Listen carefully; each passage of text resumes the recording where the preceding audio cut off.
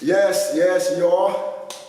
Before I introduce you to today's program, I want to acknowledge that this land, America, once belonged to the indigenous people, and America today is built on their land and the unpaid labor of African Americans. We are going through a really tough time right now all around the world, COVID-19 and racism. COVID-19 and racism are still impacting so many people. There is pain in our nation's soul and the hearts of millions of people. We must stand up for one another and recognize the fear, hate, and outrage rightly provoked by the senseless killing of George Floyd and a much longer history of racism. That painful past is still present today. Not only in the form of violence, but in everyday experience of deeply rooted discrimination.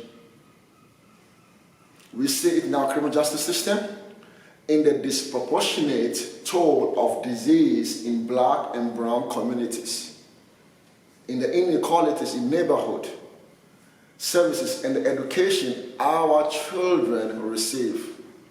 I have heard from so many people who feel afraid in their communities, afraid in their daily lives, and most cruelly of all, afraid in their own skin.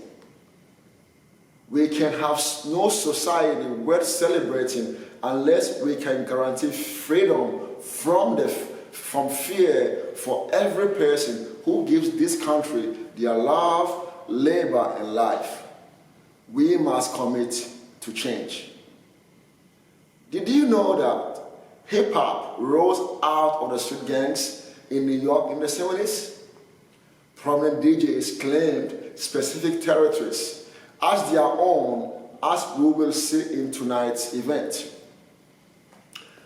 The popular music world was changing fast in the early 70s, following a period when rock, rhythm and blues, soul and funk coexisted on popular radio. The story of hip-hop begins with Cool DJ Heck, a young DJ of Jamaican descent, trying his hand throwing parties. Legends like him, African Bambaataa, and Grandmaster Flash developed a way of spinning records. Do you have any memories of the whole school hip-hoppers? Leave comment in the box below. Hip-hop combines two slang terms. Hip, which means in the know, has been a part of African American vernacular since the late 19th century. Hop represents the hopping movement exhibited by hip-hop performance, which you will see again tonight. Look, I'm getting ahead of myself because I'm so pumped up for tonight. I have my dancing shoes ready and my surround sound on high blast. By the way, my name is Ranger Rufai, Shadow, born and raised in Ghana, West Africa. Ghana's main music genre is also hip life, and I am a fan of both of genres.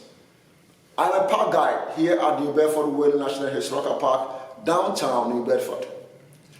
Let me welcome you to tonight's event. The 5 pillars of hip-hop: MCing, DJing, B-boying, G-girling, graffiti art, and knowledge. We have for you an amazing performance and show that is brought to you by our very good neighbors, Third Eye Unlimited. Third Eye is a youth empowerment organization that is located right here in the National Park. It has been a great friend of the park for a very long time. I remember the good old days at the Badenwood Park. I'm excited and pumped up for tonight. Are you? Like literature, music and art in their highest forms, our national parks contribute to our spiritual well-being, and they represent our unending vigilance to preserve them for that purpose. Today, the U.S. National Park System contains over 80 million acres in 419 units, different units, including Yellowstone, Grand Canyon, Indiana Dunes, and guess what? New Bedford Whaley National Historical Park. These are sites set aside by the government for the enjoyment of the people, and they are places that remind us of who we are and who we want to be.